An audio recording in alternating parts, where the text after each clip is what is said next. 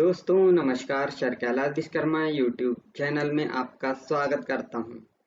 बाल विकास महत्वपूर्ण प्रश्नोत्तरी का यह भाग लेकर आया हूं और आप देखेंगे जो महत्वपूर्ण बाल विकास की प्रश्नोत्तरी है। इससे क्वेश्चन नंबर 26 वाले लेते हैं हम सबसे पहले कि कक्षा में विद्यार्थी के व्यक्तिगत विभेद पहला लाभकारी नहीं है क्योंकि अध्यापकों को वैविध्यपूर्ण कक्षा को नियंत्रित करने की आवश्यकता है।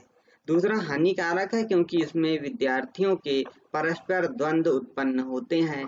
तीसरा अनुपयुक्त है क्योंकि ये सर्वाधिक मंद विद्यार्थी के स्तर तक पाठचर्या के स्थानांतरण की गति को कम करते हैं। चौथा लाभकारी है क्योंकि ये विद्यार्थियों की संज्ञानात्मक संरचनाओं को खोजने में अध्यापकों को प्रवृत्त करते हैं।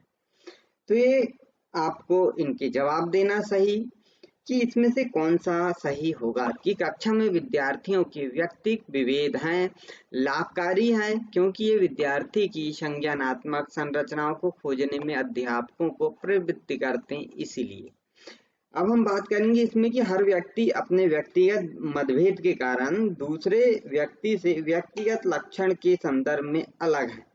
मनोवैज्ञानिक ने व्यक्तिगत मतभेद को एक समूह या कक्षा के भीतर पढ़ाई के दौरान व्यक्ति के दिलचस्प क्षेत्रों के संदर्भ में परिभाषित किया है। व्यक्तिगत मतभेदों के कारण शिक्षक छात्र के विभिन्न व्यक्तिगत लक्षणों या तो सकारात्मक लक्षण या नकारात्मक लक्षण के बारे में जानता है। इसलिए कक्षा में विद्यार्थियों के व्यक्तिगत विभेद यानी हर एक विद्यार्थी का जो व्यक्तिगत विभेद है, अंतर है, उसका भेद है, उसमें वह जानने के लिए लाभकारी है क्योंकि वे विद्यार्थी की संज्ञानात्मक संरचनाओं की खोजने में अध्यापकों को प्रवृत्त करते हैं, जिससे अध्यापक उन्हें उसी प्रकार की शिक्षण विधि का प्रयोग करते हुए समझाते हैं। अगला क्वेश्चन देखते हैं हम 27वां। एक शिक्षिका पाठ को पूर्व पठित पाठ को जोड़ते हुए बच्चों को सारांश लिखना सिखा रही है। वह क्या कर रही है? जो पहले पढ़ाया गया पाठ है उस पूर्व पठित पाठ को जोड़ते हुए सारांश लिखना सिखा रहे हैं। तो पहला, वह बच्चों की पाठ समझने की स्वशैली विकसित करने में सहायता कर रही है। वह बच्चों को संपूर्ण पाठ्य वस्तु को पूर्ण रूप से न पढ़ने की आवश्यकता का संकेत दे रही है। वह आकलन के दृष्टिकोण से पाठ्य वस्तु के महत्व को पुनर्वलित कर रही है या वह विद्यार्थियों को सामर्थ्यानुकूल स्मरण करने को प्रेरित कर रही है। तो 27 का सही जवाब है वह बच्चों की पाठ समझने की स्वशैली विकसित करने में सहायता कर रही है। क्वेश्चन नंबर 28 देखते हैं हम कि परिपक्व विद्यार्थी इस बात में विश्वास करते हैं कि उनके अध्ययन में भावनाओं का कोई स्थान नहीं है। दूसरा, अपनी बौद्धिकता के साथ अपने सभी प्रकार के द्वंद्वों का शीघ्र समाधान कर लेते हैं। तीसरा, अपने अध्ययन में कभी कभी भावनाओं की सहायता करते हैं। चौथा नंबर, कठिन परिस्थितियों में भी अध्ययन से विचलित नहीं होते।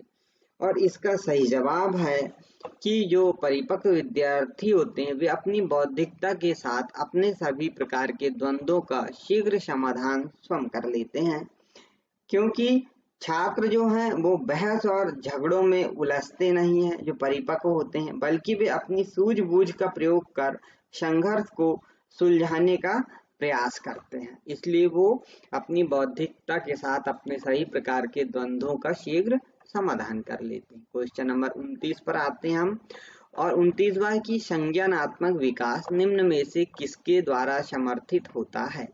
पहला, जितना संभव हो उतनी आवृत्ति और असंगत और सुनियोजित परीक्षाओं का आयोजन करना। दूसरा, उन गतिविधियों को प्रस्तुत करना जो पारंपरिक पद्धतियों को सुदृढ़ बनाती है। तीसरा, एक समृद्ध और विविधतापूर्ण वातावरण उपलब्ध कराना। चौथा, सहयोगात्मक की अपेक्षा व्यक्तिगत गतिविधियों पर अधिक ध्यान केंद्रित करना। और इसका सही जवाब है एक समृद्ध और विविधतापूर्ण वातावरण उपलब्ध कराना, क्योंकि संज्ञानात्मक विकास के द्वारा समर्थित होता है। अब इसकी हम बात करें कि जो संज्ञानात्मक शब्द है वो चेतना चेतना से संबंधित है। संज्ञान, इसका अर्थ ही हम कहेंगे कि ये चेतना है, चेतना। अब देखिए आप, चेतना का विकास किससे समर्थित है? यदि हम ऐसा कहते हैं, जिसका अर्थ वातावरण के प्रति जागरूकता, जो वातावरण है उसके प्रति जागरूकता लाना, तो उसका विकास। उस तरह एक व्यक्ति का संज्ञानात्मक विकास मस्तिष्क के विकास के विभिन्न पहलुओं को दर्शाता है। संज्ञानात्मक, अब यहाँ पे चेतना, और कहाँ पे मस्तिष्क की जो चेतना है उसको हम संज्ञानात्मक विकास कहते हैं। इसके अंतर्गत जो होता है वो अवधारणात्मक कौशल, भाषा शिक्षण, वैचारिक संसाधन, सूचना प्रोसेसिंग की प्रक्रिया आदि आती है इसके अंतर्गत। तो इसका सही जवाब आपने समझ गए होंगे कौन सा है, तीसरा इसका सही जवाब है। 30 नंबर का क्वेश्चन देखते हैं कि मानव विकास खाली स्थान है, मात्रात्मक है, गुणात्मक है, कुछ सीमा तक अमापनीय है, मात्रात्मक और गुणात्मक दोनों है। तो 30 का सही जवाब है, हमने अभी पढ़ा था, समझाया था वीडियो में कि मानव विकास जो है वो मात्रात्मक और गुणात्मक दोनों होता है। आगे क्वेश्चन देखते हैं 31वां। 1 वर्ष तक के शिशु जब आंख, कान व हाथों से सोचते हैं तो निम्नलिखित में से कौन सा स्तर शामिल होता है? मूर्त संक्रियात्मक स्तर, पूर्व संक्रियात्मक स्तर, इंद्रिय जनित गामक स्तर या अमूर्त संक्रियात्मक स्तर। तो इसका सही जवाब है इंद्रिय जनित गामक स्तर। पियाजे के अनुसार बच्चे के संज्ञानात्मक विकास का पहला चरण ज्ञानेंद्रिय चरण होता है। जो पहला है वह ज्ञानेंद्रिय चरण होता है। दूसरा हम देखते हैं, यह चरण एक बच्चे में जन्म से 2 वर्ष तक चलता है। इस स्तर पर बच्चे को उसकी संवेदी प्रेरक कौशल के माध्यम से दुनिया की समझ आती है। इसलिए 1 वर्ष का जो बच्चा है उसे इंद्रिय जनित गामक स्तर पर उसे ये जो आंख, कान और हाथों को सोचने की बात की जा रही है वह इंद्रिय जनित गामक स्तर के अंतर्गत आएगी। अब आगे बात करते हैं हम 32वां क्वेश्चन, और इसमें है कि निम्नलिखित में से कौन सा बच्चों के संवेगात्मक विकास के लिए सर्वाधिक उपयुक्त है? यहाँ फिर संवेगात्मक बात आई है, याद रखना। पहला, अध्यापकों की कोई सहभागिता नहीं क्योंकि यह माता पिता का कार्य है। कक्षा कक्ष का नियंत्रण परिवेश है, कक्षा कक्ष का आधिकारिक परिवेश है। और चौथा, कक्षा कक्ष का प्रजातांत्रिक परिवेश है।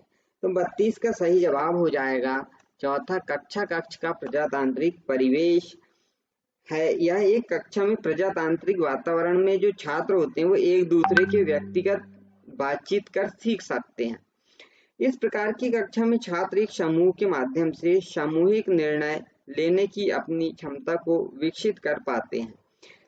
कक्षा का प्रजातांत्रिक वातावरण प्रश्नों को तैयार करने, विचार व दृष्टिकोण को व्यक्त करने के लिए प्रोत्साहित करता है, जो कि भावनात्मक विकास के लिए महत्वपूर्ण होता है। इसलिए प्रजातांत्रिक परिवेश की यहाँ पे संवेगात्मक विकास के लिए सर्वाधिक बात कही जाएगी बच्चों का।